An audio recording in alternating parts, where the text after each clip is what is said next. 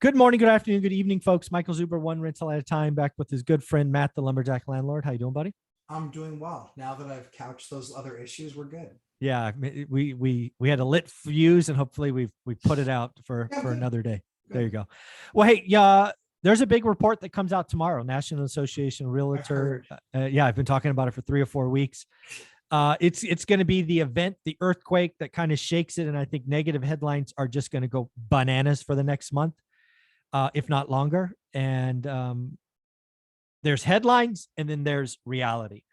So Yes. as two guys that look at the market every day, that are always looking to do deals, I thought we should just have an honest discussion about when and how housing pain, meaning price, not transactions, but price, when would that maximize? When would that pain become acute? Because I don't see it at least through 2022, but there are definitely some things that could happen that would make prices feel a lot of pain next year. We'll play ping pong. You're the guest. You can go first. Sure. So we got sent a great report this morning by Roldan. I actually took a look at it. Roldan, thanks for forwarding that. It was fantastic. And I think that he gets it exactly right. And basically the report was just percentage of down transactions in certain markets, but it's like, and so I think what the interesting thing was, it tells part of the story, but it has to be how it's correlated to supply. So I think personally, I think that the biggest issue is going to be supply.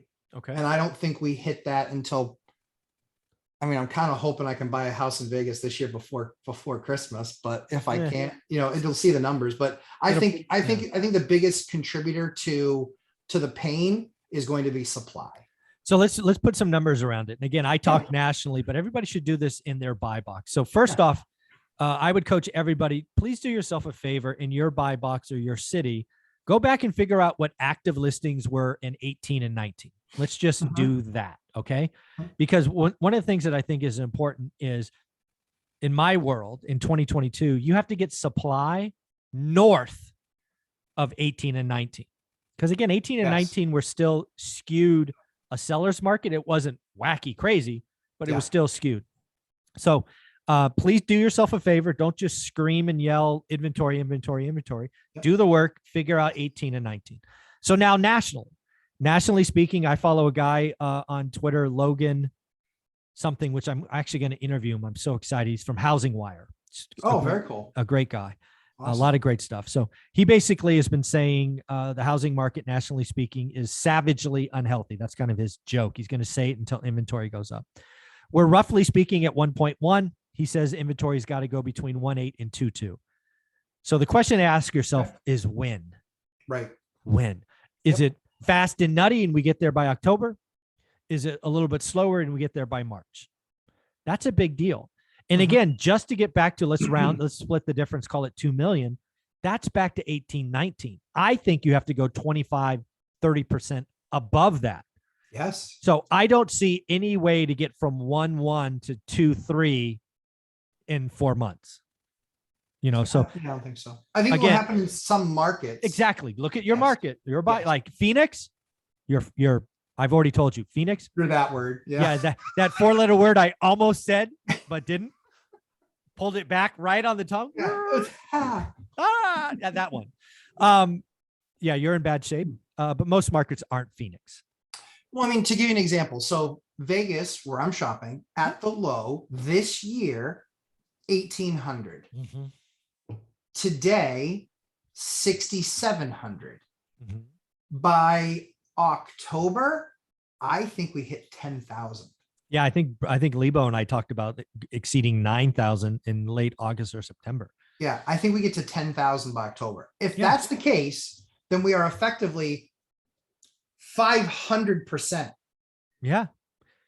Yeah. But again, I think the really important number is 18 and 19, and that will be above 18 and 19 levels I've seen. Yeah, I think because I want to say 18 and 19. I could be wrong, but I believe it was like 6,000-ish. So I think we're above that, but I think we're going to blow through that. Yeah, it's the 20 or 30% above that. So again, your buy box, folks, again, do yourself a favor.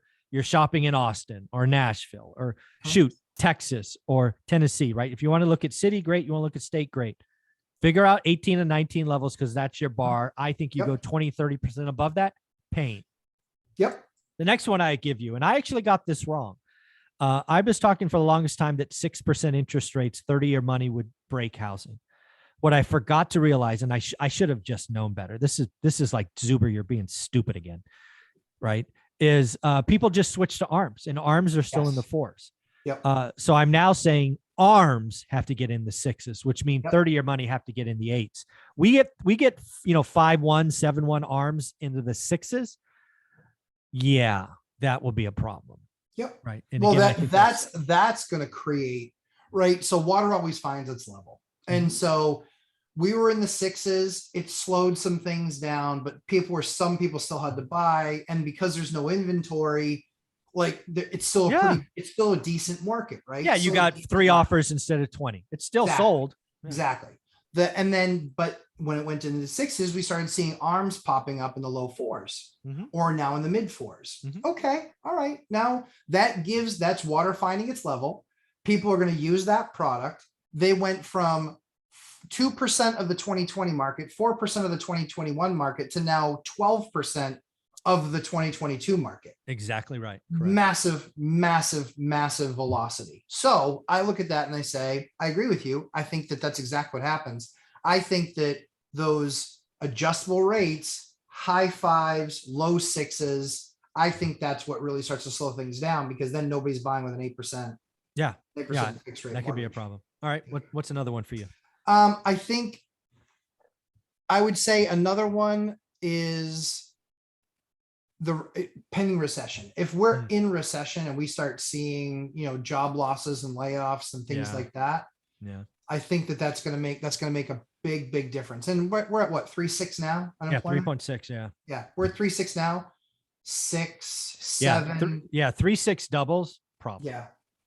Problem. And again, all of these things we're talking about here, this is why I keep confident. Not everybody. Lots of people are still battling me. You're wrong. You're wrong. You're wrong. These are all these reasons are all 2023 issues. That's right. None of these happen with the 6 months to go in 2022, right? It's just, it just doesn't happen unless you shut the country down, which I hope we don't do. So again, unemployment doubles, that would be an issue. The other one that I'm starting to see cities, it was first Hawaii, I think it was Oahu, I could be wrong, then Atlanta, now San Diego. Big cities are going after VRBO and Airbnb, right? The short-term rental model. If more and more cities either outlaw or limit Airbnbs, we're going to see more and more people who made bad acquisitions get smoked. And I already think Airbnb is kind of the peak is behind them. And there's a lot of bad operators who bought overpriced property with stupid assumptions and not great neighborhoods are going to get hurt. You add on top of that restrictions by the city. There could be some forced sellers, right? Because again, a lot of these Airbnbs don't make financial sense as monthly rentals. They flat out overpaid. And, you could have some forced sellers there. Now, it won't be enough to affect the country. Right. But there could be a couple of cities that like, wow, where this 2000, it'll just come in a wave, a chunk, and it'll be meaningful for at least a little while. So there could be some forced sellers because of Airbnb and VRBO.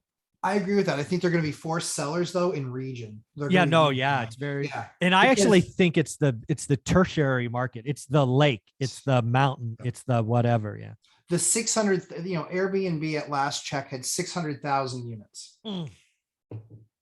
600,000. Crazy. Now, like you said, it's on, if it's a great class A, Anna Kelly, oceanfront, Black Smoky Mountains, tons, all the amenities, less affected. However, a lot of people on the bandwagon that jumped on, they didn't pay attention to location.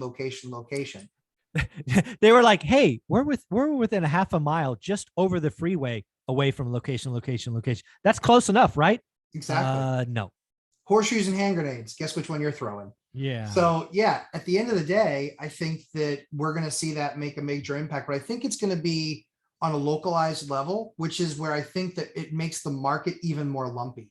In Atlanta, that's going to get lumpy. you know, that's going to make some lumpiness because there's also going to be people that the numbers might still work even long term. Yeah, if they work long term, right? If you bought it right and you have that as a furnished plan B, then you're fine. You'll throttle back, your cash flow will go down, you'll hold, you'll wait, you'll let all these other competition disappear, and then you switch back to Airbnb in 2 years, whatever. Yeah, and I wonder if with that news, right? I wonder if people are selling the news, right? Are they like right now, as opposed to like waiting for something to take effect or the issue being raised, but it not being implemented for 90 days? You know, where in that cycle kind of are we? Well, localized. I firmly believe consumers are so predictable.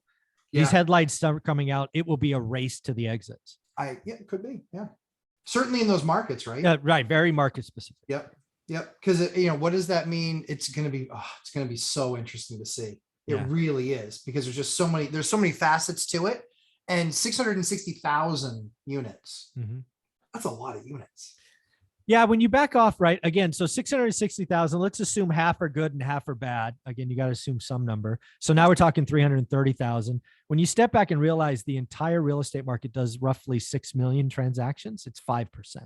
Right. Now, again, 5%, but again, if you localize it, that's where the problem is. That's right. That's right. Because it's not going to show a blip on the radar for the nation. But but if all of a sudden you have in like Vegas, right? Yeah.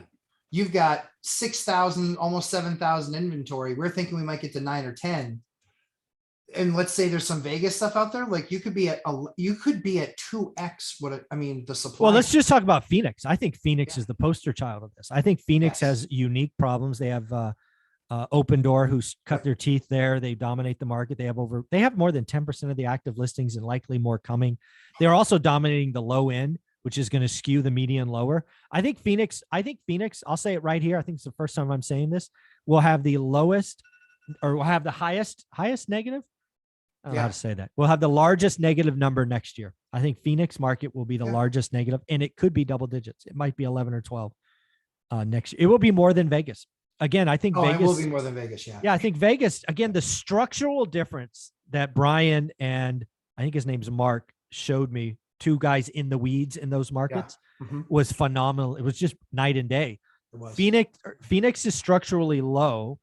Vegas is structurally high, and that will just have corresponding effects on median price. It's wild to look at. It's crazy. It's going to be fun to watch. I tell you, because it's not really happening in my area, so I have to watch elsewhere. Yeah. So again, I think there's lots of things could maximize pain. I don't think any of them are going to be large or consequential enough to impact this year. It'll be very interesting to watch the numbers tomorrow. Where can people find you? Lumberjack Landlord on Instagram and on my YouTube channel, as well as my live stream, 11:30 a.m. Eastern time on Sundays. And this Saturday, a special guest of Mike's with my buddy Dion will be talking about house hacking extraordinary stories. There you go. 9 a.m. If you want to be a part of it live, you must buy the course. But don't worry. I know lots of people don't have $320. So if you don't, you just have to wait till Sunday at 9 a.m. and we will load the video right here on YouTube. Thanks, buddy. Take care. Thanks, Mike. You too.